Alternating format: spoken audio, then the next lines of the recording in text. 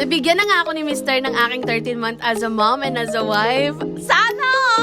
At ano pa nga ba, umatake na ang lola mo papunta sa salon para makapag-reband na a kiss. So dito lang yan sa May Rose Salon, Farmers 1 Street, Barangay Tumana, Marikina City. Basta pag nakita nyo tong salon na to, pink na pink siya na para bang papunta ka na sa Hello Kitty at Barbie. Share ko nga pala guys, matagal ko na talagang fantasy yung balayage. Kaso lagi akong inaayawan kasi nga taon-taon nga daw ako nagpapariban at pakulay. Pero ito na nga daw guys, matutupad na ang fantasy ko at hindi pa masisira ang buhok ko dahil may gagamitin daw silang gamot sa akin na kahit niriband ako noon, kayang-kaya akong ibalayage ngayon at hindi masisira at magkakawasak-wasak ang buhok ko. At hindi lang yun guys, may manicure, pedicure din dito. Ayan, nakikinood ako ng pag-pedicure sa kanya. At saka talaga ng mga alagaan kayo ni Madam Rose at kanyang dalawang assistant na napakabait ng mga keki.